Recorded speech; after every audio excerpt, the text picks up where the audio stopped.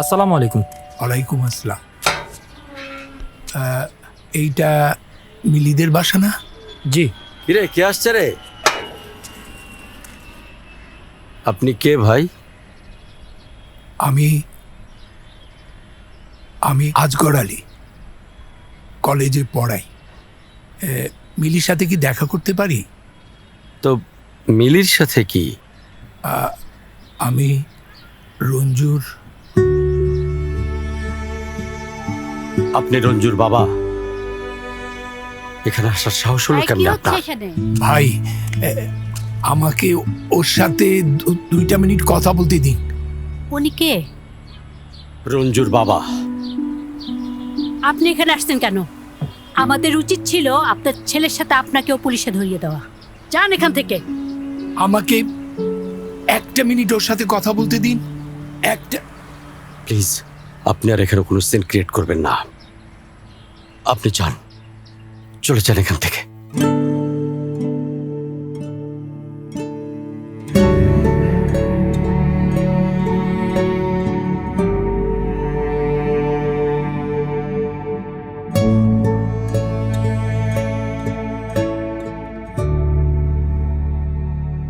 আপনার ছেলে যে ঘটনা ঘটাইছে, তারপরও আমাদের সামনে আপনার চেহারা দেখাতে লজ্জা করলো না?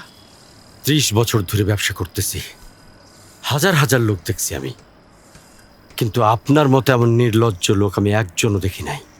ওনার পরিবারে লজ্জা শরম বলে যদি কিছু থাকতো, তাহলে ওনার ছেলে এমন একটা কাজ করতে পারতো না।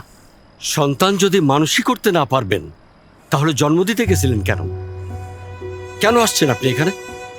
আমি আপনাদের বর্তমান অবস্থাটা বুঝতে পারছি, কিন্তু আমাকে শুধুমাত্র একটাবার সুযোগ দিন মেয়েটির সাথে 1 মিনিট কথা বলার জন্য। 1 মিনিট কথা বলে আমি চলে যাব। বলেন, কি বলবেন? মা, আমি কি 2 মিনিট তোমার সাথে আলাদাভাবে একটু কথা বলতে পারি? না, পারেন না। বলছি না, আপনার যা বলার আমাদের সামনে বলেন।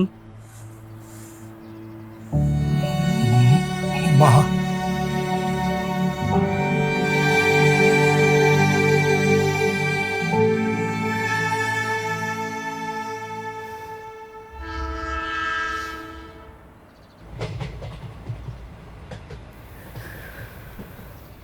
আমি জানি আপনি কি বলতে আসছেন।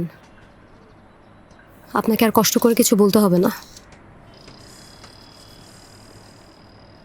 তুমি জানো মা?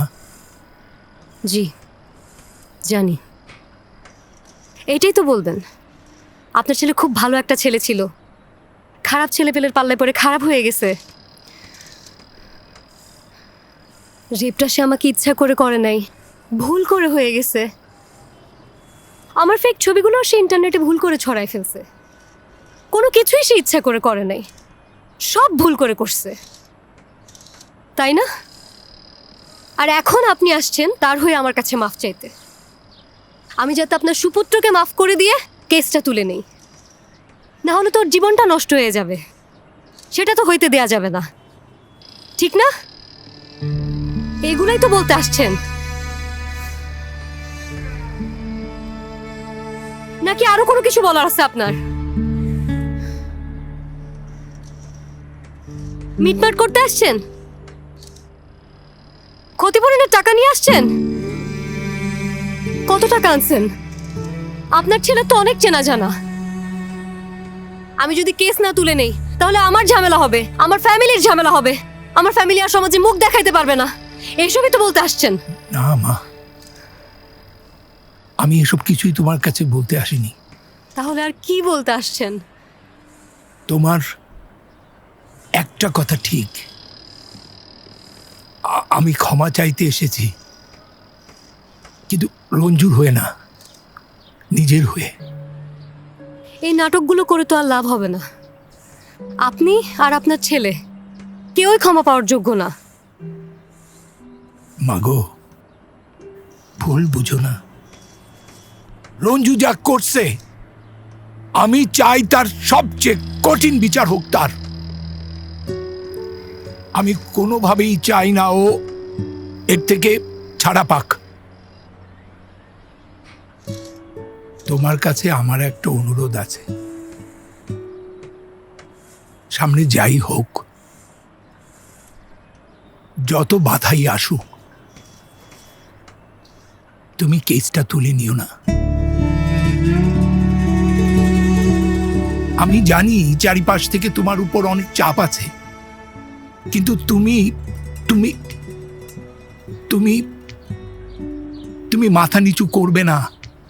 দরকার হলে আমি তোমার হয়ে কোর্টে ওর বিরুদ্ধে সাক্ষী দেব। ওই ওই ক্রিমিনালটার শাস্তি হওয়া দরকার। ওদের শাস্তি না হলে এরকম অপরাধ আরো অনেক ঘটবে। এই এই পশুদের শাস্তি হওয়া দরকার, অনেক বড় শাস্তি হওয়া দরকার।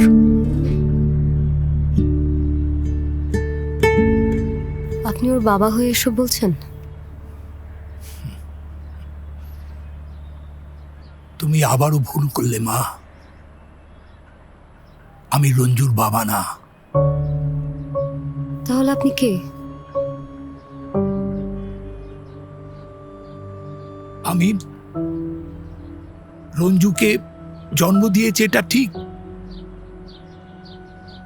কিন্তু ওর কোনো বাবা নেই। যারা ধর্ষণ করে ওদের মা, বাবা, পরিবার কেউ থাকে না, কেউ না।